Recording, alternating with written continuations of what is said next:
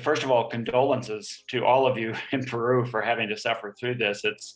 I've been through many of these all around the world, and they're not fun. You'll be in this for many months, if not years, in the aftermath of this event, trying to sort out responsibility and causes and solutions and things, fixes to that. So it's a marathon that you're involved in now, certainly there. And all these oil spills, if I might just say a few things, have their commonalities and all have uniquenesses. But you've already identified one of the things that's true with all oil spills.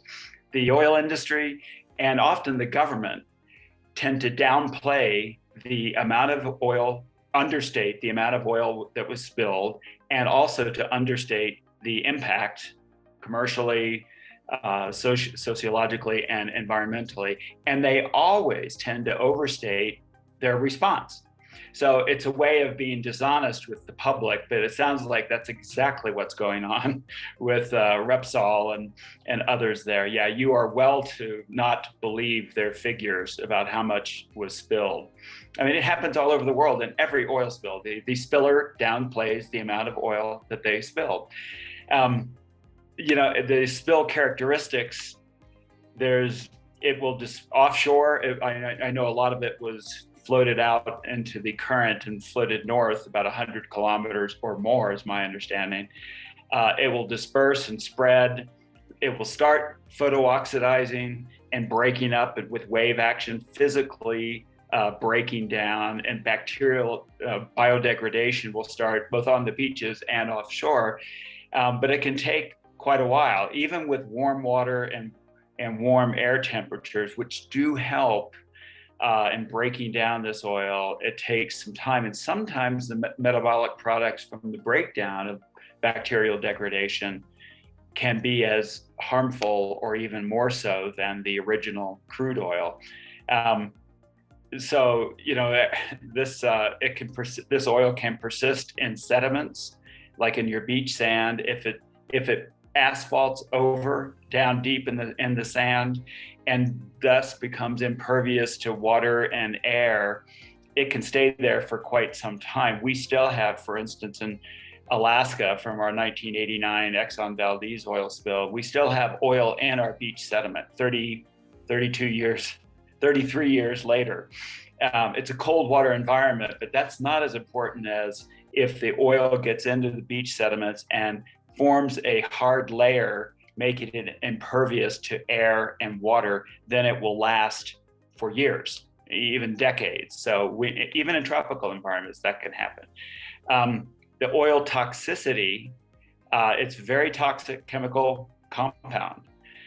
You'll see acute effects, those effects that happen immediately, mortalities of seabirds and marine mammals and fish and things like that, but also a very underappreciated component of oil spill ecological impacts is what we call the sublethal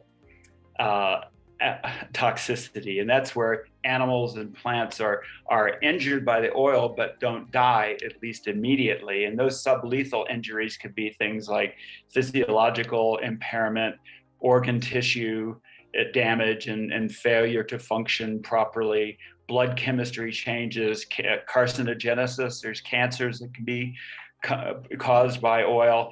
And oftentimes people don't see these sublethal injuries until you do the actual sampling of the wildlife. A number of the birds and such, the dead oiled birds that are brought in, should be autopsy, necropsy, to see what the impacts. I mean, we know pretty much what kills wildlife in this, but even the ones that are brought in and cleaned and then for release should be sampled to see if there's sublethal injury there. There probably is.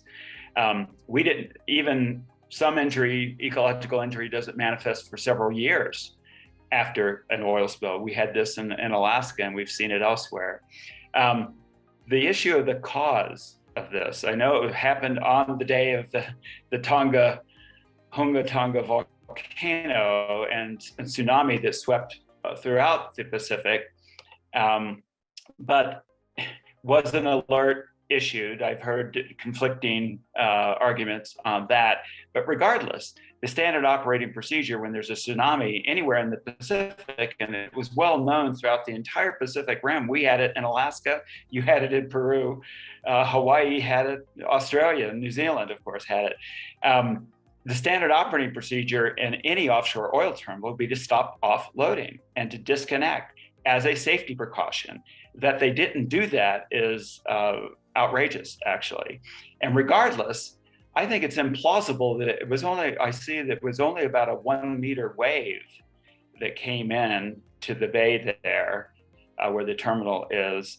And it's just implausible to me that a 1 meter wave could have caused such a catastrophic failure of the offloading infrastructure. Something is seriously wrong with Repsol's offloading system if a wave that small could cause a catastrophic failure, even if they had not disconnected from offloading. So we need to look at that, and they need to preserve the evidence of potential equipment malfunction or equipment failure that might have led to this.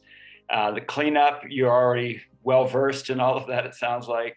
Mechanical cleanup, sorbents, they should have had all this there at the ready to deploy. They should have been training local people, local fishermen, to deploy these booms and work the skimmers and put the sorbent cloths on the beach and things like that, and how to dispose of all that waste. So it would be very important to look at what Repsol's spill contingency plan had promised, and compare it to what it actually delivered. And there's usually a gap between those two, and there could be a huge gap, thus adding to Repsol's, I think, financial liability in this, that they were reckless. There was recklessness throughout this, both on the tanker owner's part and the captain, and Repsol's part, and perhaps the government too, which is the government sometimes cannot be an independent arbiter in these situations. So we have to be careful there, particularly if you have a government that is not sympathetic with environmental issues. The civil action, there's so many things that civil society is important in during these oil spills. Advocating more improved and expanded cleanup, more people, more equipment, round-the-clock operations, not just the daytime operations, but working at night as well. And you just absolutely have to remove all the oiled sand. There's no way to get it out of there, really. There's bioremediation possibilities down the road, but and those could be explored. But the very first objective is to get the contaminated sand removed. They should certainly close the beaches and the fisheries until it's all clear, and people should try to avoid physical contact with the oil and or breathing the fumes. We've seen this at many oil spills. People do have these symptoms that you were reporting, Camilla, respiratory issues, skin irritation, and things like that.